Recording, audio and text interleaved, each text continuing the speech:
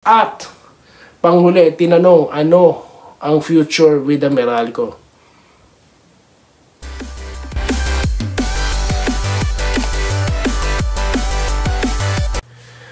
Ayan, so welcome back po dito sa Toy TV Sports. At well, marami po tayong topic, no.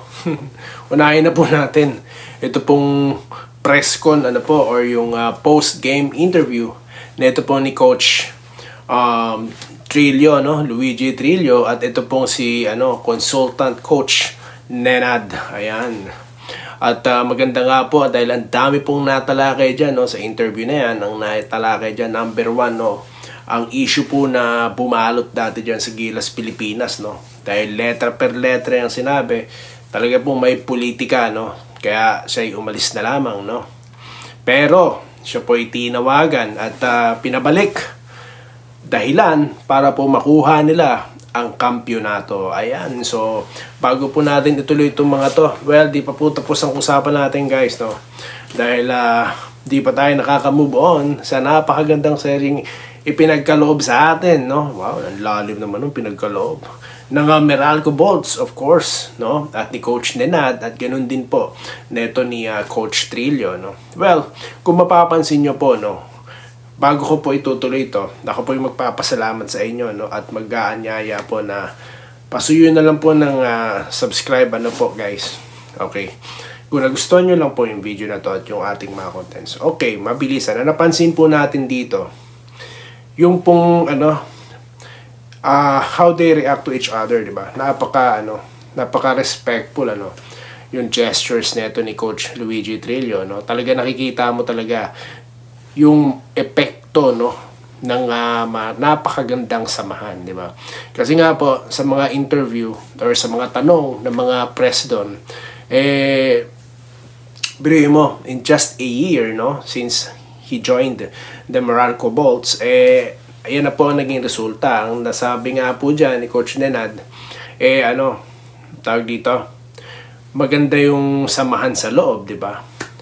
It's parang well-respected siya, di ba? Kasi nga, siya tawag dito, naging consultant na siya, di ba, ng Gilas Pilipinas, at naging consultant na siya noon sa Meralco, sa ilalim po ng pamumuno, ni Coach Norman Black, So, yung nag-turn over nga, or nag-take over, ito pong si Coach Luigi Trillo, tinawagan po siya, para magkaroon ng, active, consultant role. And, yun na nga, dahil nga po, maganda po ang samahan sa loob, may respetuhan, yun na nga,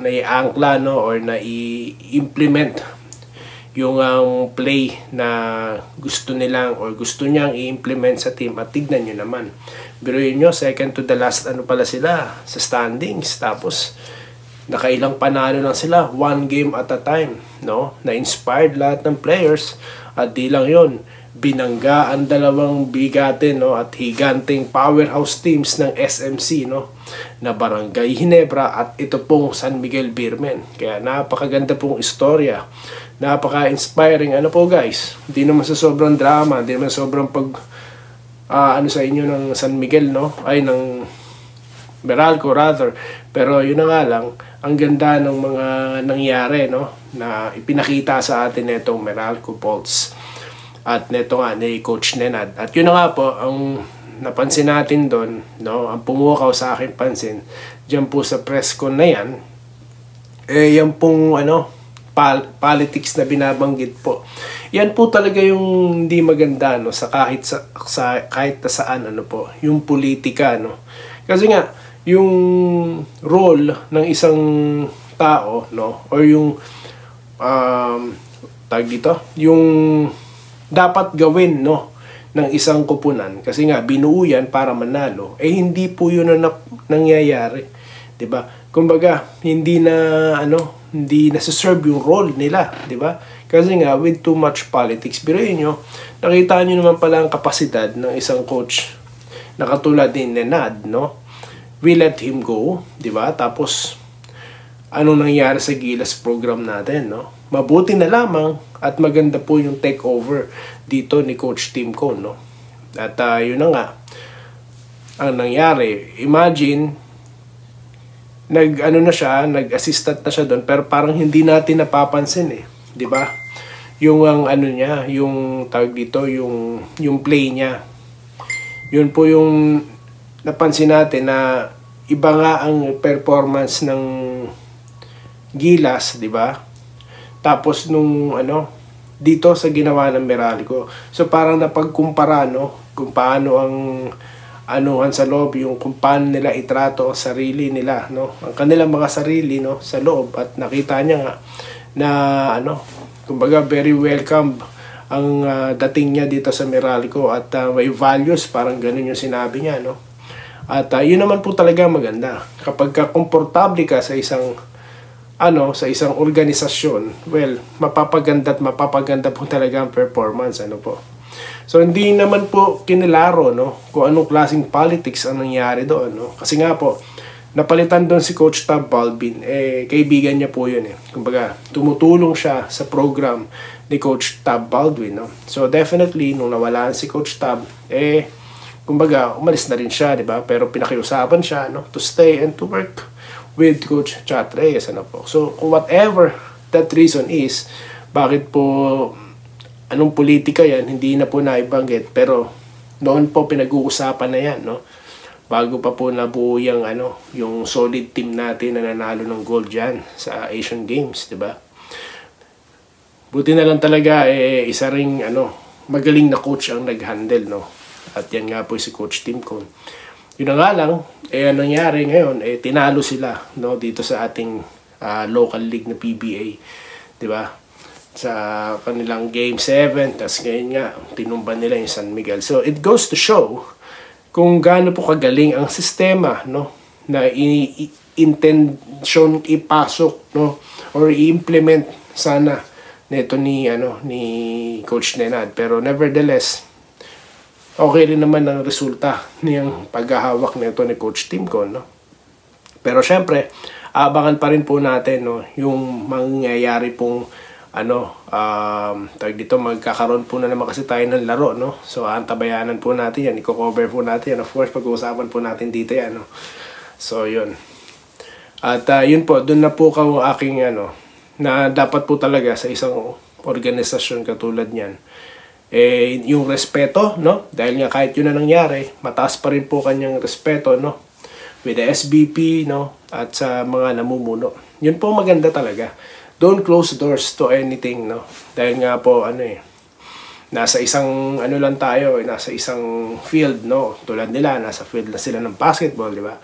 At he was inspired, no, sa pag-unawa ko, how passionate we are as Filipinos sa basketball. Kaya nagsilbi rin ito, of course, inspirasyon sa mga coach na katulad niya. At sinabi niya nga, nakita niya na yan, he's been, no, sa iba't ibang bansa, no, nung nakita niya ang too much politics between di ba, agents and players, di ba? So talagang di na bago sa kanya. Kaya nga tinawagan siya ng Meralco, no, or tinawagan siya somebody, no, to continue his consultant role, no, diyan sa Meralco, bumalik siya talaga. At ayan po ang nakita, evidently, komportable siya. At kung mapapansin nyo kung paano sila magbatuhan, mag-usap nito ni Coach Luigi Trillo, no, during the games and outside the games, nakita po respeto sa kanya rin, of course, ni Head Coach Trillo. Kaya po nakita naman natin ang napakagandang resulta, no. Kampiyon ang Meralco at congratulations po sa inyo. So yun lamang po, no, ang ating napansin dyan sa post-game interview, no. At bago po makalimutan, tinanong nga po pala siya dyan kung sino po talaga ang titira, no. Yan po mahalaga napag-usapan natin. Pero wala talaga po silang naging options dyan, kundi yung consistent player, kahit nag-struggling na si Chris Newsome, no. Kaya po siya ang huling tumira at siya ang huling, siya ang dahilan bakit sila nanalo, di ba? Dahil nga po yung kumpiyansa, di ba, na sinasabi natin, ipinagkaloob dito. Actually, kahit sino sa kanila pero si Newsome talaga ang dinecide nila na tumira. Kasi nga, nakita rin siguro nila yung bumabantay, may height advantage, and at the same time, yun na nga, tiwala sila na he can make that shot. No? Yun nga sinasabi natin, playing like an import, di ba? So, yun po ang magandang nangyari dito ngayon sa Meralco. At, panghuli, tinanong, ano ang future with the Meralco? Party! Ganyan po talaga, no? Party muna, pagkakataon nilang magsaya. Tsaka na ulit, after ng party, no? Papasok na naman sila sa isang training camp at doon na ulit maging seryoso.